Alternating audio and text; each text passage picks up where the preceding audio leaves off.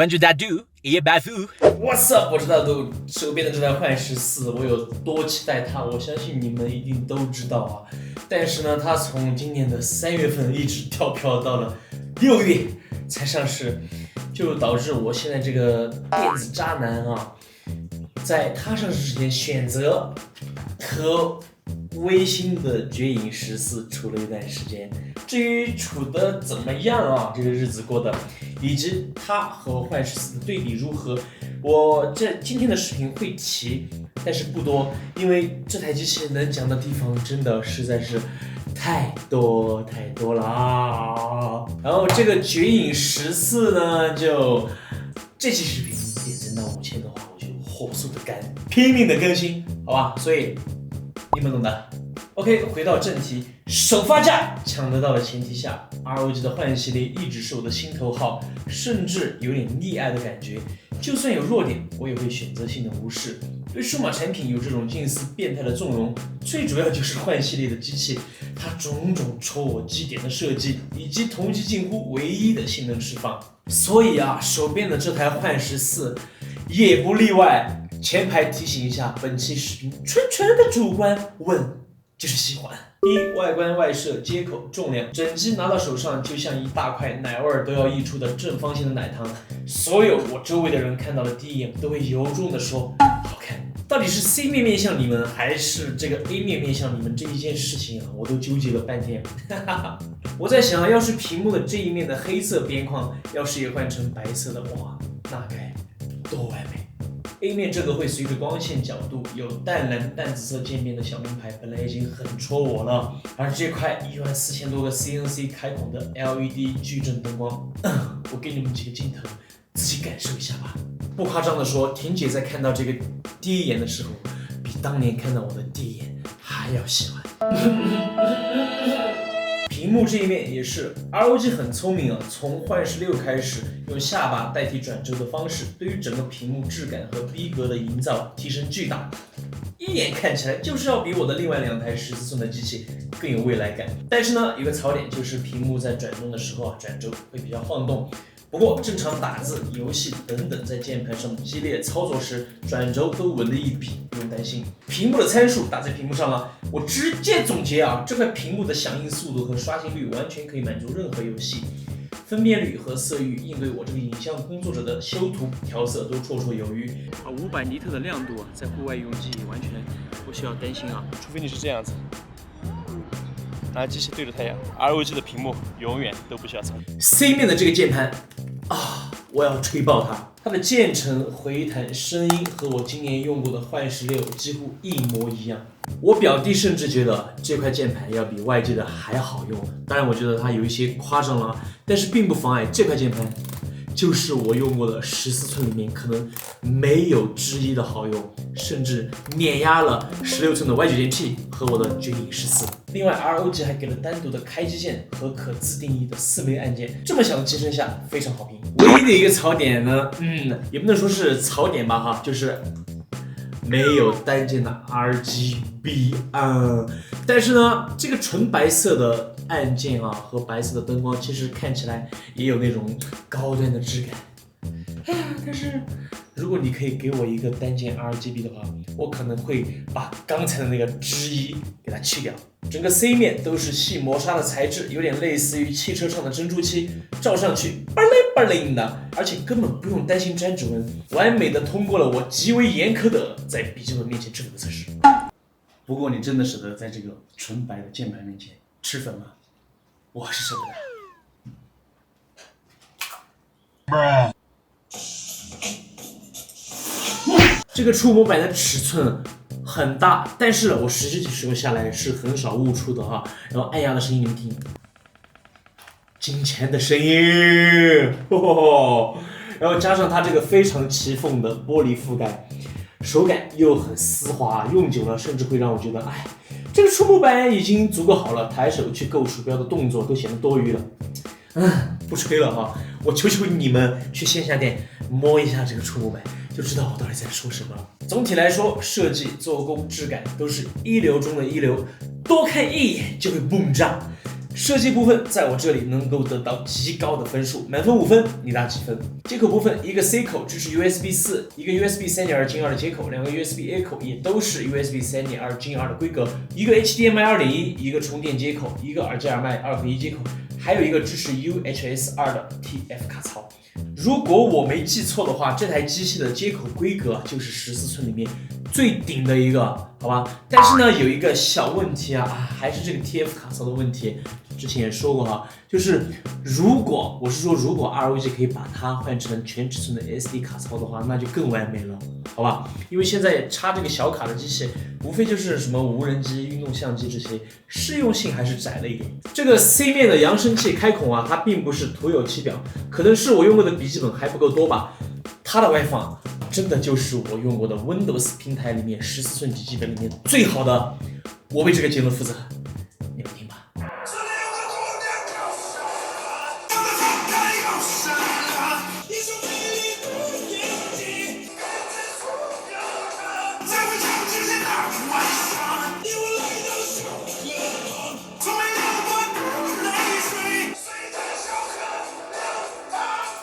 摄像头和麦克风的表现如下：4块。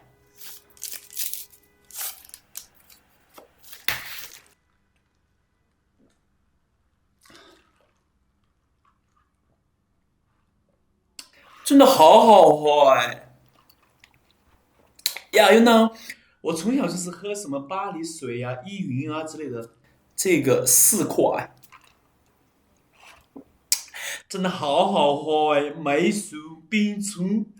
重量部分，我这个有灯版的机器裸机1.72千克，没灯的好像是1.65千克吧，适配器是740克，铝芯重量2.5千克。如果搭配那个违背了电子伦理的拯救者 PD 充电器，铝芯重量就只有2000克不到了，即使柔弱的女生背起来也毫不费劲。点到为止，今天免得省不够了。第二，性能，如果在这个机器的外观部分你们觉得我吹得太过了，那么恭喜你们，在性能部分你们又要失望了。先说一下全球最专业的 Master True。总分141万分 ，CPU 75万，显卡39万，内存10万分，硬盘16万分。对比其他的机器，感觉好像也就这样，对吧 ？R23测试7940HS 这个 CPU， 单核1756，多核17527分，单核领先前代的6900HS 12%，多核则领先了25%。对比蓝厂的话，还是蓝厂的单核强一些，多核刚好卡在13代的 i5 和 i7 中间。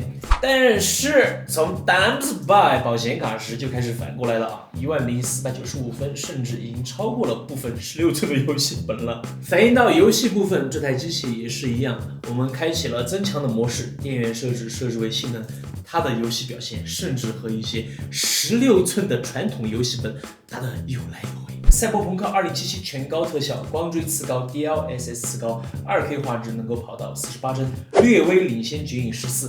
面对满功耗的16寸游戏本，落后了7%左右。但这可是14寸的本子啊，已经很强了。地平线有全高特效，高光追无 DLSS。2K 画质下，测试图可以跑到77帧，略微领先绝影14和部分16寸的游戏本。在更吃主屏的网游测试当中，英雄联盟 2K 最高大值花蓝豆平均帧198帧，略微落后了英特尔阵营的4060机器。那么 CSGO 全高的特效 2K 画质跑测试图309帧，又和一众英特尔的16寸的传统游戏本打得有来有回了。我还测试了一下用100瓦 PD 充电时的 3A 大作 2K 全高特效时的游戏表现，篇幅关系就不一一拿出来说了，都放在这个表格里面了，自己暂停观看。总结就是稍微降点画质，完全可以用 PD 充电器流畅打 2K 画质的3A 大作，1080P 更不用说了哈，直接打就行。唯一需要注意的就是这台机器在高负载的情况下，用 PD 充电器去使用的时候，它会从电池里面取电。所以说呢，为了电池的健康我一般都是只有在外出的时候才会用 PD 充电器去高负载使用在家里面或者是工作室都会老老实实的用它原装的那个适配器。生产力部分的话，我就是一个影像工作者所以说我只测试了 PR 剪辑视频以及 Lightroom 来修图，用它来剪辑现在拍我的这台索尼 ZV-E1 拍摄的 4K 60帧200兆码率的素材，全分辨率预览莫得问题。2倍速依旧没得问题，4倍速的话16G 内存就撑不住了。随着各种调整、过渡、调色、变速等等的剪辑步骤的加深，把分辨率降到1/2，还是可以流畅的预览的。我的一个视频项目几乎里面全都是200兆码流的4K 素材，所以说呢，一个视频项目都是几十、100个 G 左右啊，还是比较大的哈。所以呢，你就根据你自己的一个工作流来判断到底适不适合你。如果你实在是压力很大，要做更大的项目的话，那这个16G 内存必须扩展。渲染导出视频时，主要还是吃 GPU 的性能。导出一个4K 30帧的40兆码率的视频，耗时是191秒，和其他的4060机器对比是这样子的。还有3个小细节需要跟大家提一下，就是这台机器在用100瓦 PD 充电器时，它只能开启性能模式，并不能开启最强的那个增强模式。那么在用那个 PD 充电，用这台机器剪辑视频的时候，需要降一档分辨率啊，才可以得到最好的预览的丝滑的效果。另外就是剪辑的时候，开启独显直连，让 N 卡直接加速是最流畅的一个选项啊。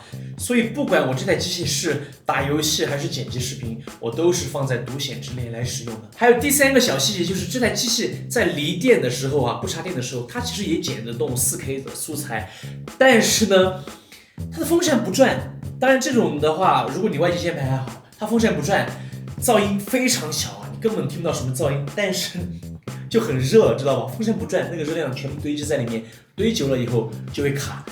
当然我说的只是一个极端的情况嘛，因为没有人会在剪辑视频的时候不插充电器吧。Lightroom 修图主要是吃 CPU 和内存 ，CPU 没得问题，批量调整104张2400万像素的RAW格式的照片不会有难受的卡顿，但是内存经常会濒临爆满的边缘，看得我心里面欠欠的啊。如果你日常的工作就是要处理大量的这个图片，比如说婚礼摄影师、体育摄影师、活动摄影师等，必须扩展内存。这104张图套同一个滤镜导出耗时385秒，和其他的机器对比是这样子的。一台14寸的小机器能和一众16寸的传统游戏本在性能部分居然可以打得有来有回啊！我觉得只能用强盗没变来形容了。这他妈才14寸啊，好吧？而且在蓝厂传统的剪辑部分，它也剪得动 4K 的视频，我觉得可以了，好吧？满分5分的话，你们打几分呢？第3，散热扩展和续航。散热部分，10分钟单烤 CPU 稳定在76瓦，10分钟单烤 GPU 稳定在125瓦。看看这个曲线是真的很稳啊！这个均热板和液晶散热的搭配立大功了啊！多说一句，大家都担心的就是它的这个液晶会不会侧漏的一个问题，我觉得大可不必担心啊，只要它在保修期内，你就敞开用就行了，好吧？实在心里面觉得不爽的话，就去售后换一个相变片，也会好很多。好不容易买台自己喜欢的，稍微chill一点，好吧，爽用就行，不要操心那么多。双烤的高负载下，最高温在 U 键处50.5度，对比其他4060的机器处在一个中位。高负载人头的位置噪音47.4分贝，对比我今年用过的4060机器，居然是最低的一台，真倒没边了啊！我真的不想给它吹得太过啊，兄弟们，但是没有对比真的就没有伤害啊。续航的部分啊，我讲一下我的一个工况，就是开启省电模式，关闭独显，打开60赫兹的刷新率，然后用这台机器去看视频、写稿、听音乐、上网等等的这些低负载的功耗。甚至我拿这台机器去修了接近1个小时的图片，因为当时懒得换电脑了嘛。而其他我所有测试过的机器都是没有去用 Lightroom 和 PS 修图的，我懒得测，知道吧？实在是就将就用这个成绩吧。他给我交了一份很满意的答卷，用到自动黑屏总共380分钟吹累了，我直接放对比的表格吧神了啊！我只能说 AMD yes。然后既然是一个比较深度的体验，它的充电我也测试了一下，从0%就是黑屏充到80%，只花了51分钟的时间。这个速度好像在手机界不算啥，但是在电脑界已经挺快了啊！相信我。在扩展部分的话，14寸的机器一条硬盘是正常的，自带的硬盘速度如图，有能力的换一条2T 的顶级盘，体验还会再好一点。但是还是提醒一下，最好不要用双面颗粒的硬盘，因为这种小机器它的内部散热空间不够高，它没有办法给硬盘上加那个散热片，懂吧？如果硬盘太热的话，什么过热、掉速，这都是小事情。万一掉盘，甚至直接掉资料，那就大了。内存部分，板载16G，速度如图，然后给了一条可以自己更换的接口。并且满载的是16GB 啊！哇，他们终于听我的话了。我去年就疯狂的吐槽过，你满载的时候你不要给我满载8G 嘛，你满载16G 嘛，对吧？这样子我可以很好的扩展32G。那今年终于可以完美的扩展到32GB 的内存。反正现在的这个什么内存啊、硬盘这些东西都非常的便宜啊，花个400-500块钱扩展一下，整个一个体验还要好一大截啊！所以去试一下吧。第四，总结开头我虽然说了我对 ROG 的这个幻系列确实是很偏爱的，甚至有的网友还有我的朋友他们都说你是不是中 ROG 毒了？我想说，确实，而且我也从来没有说过我的内容是客观的啊。然后我在喜欢一个机器的时候，我是会不加掩饰的去夸它，去赞赏它，做得好就夸嘛，对吧？喜欢就是喜欢，管他妈什么主观客观。更何况这台幻14用了底气十足的产品力，自证了14寸的小钢炮里无出其右的地位。这个外观、这个屏幕、这个性能、这个接口、这个质感、散热等等的这些综合体验，我给你们5秒钟同价位的机器，你们能够找到比它更好的机器吗？我觉得没有，所以呢，这个视频的总结其实就没有必要再去长篇大论了，就是套用段总的话说，就是喜欢就买 ，just buy。但是如果你预算没到的话，也不要强行的上瘾。OK， 这个视频到现在已经写了接近4000个字了，已经比我的正常的视频长了1倍。但你们都知道，我对我喜欢的机器，我就是喜欢细一点。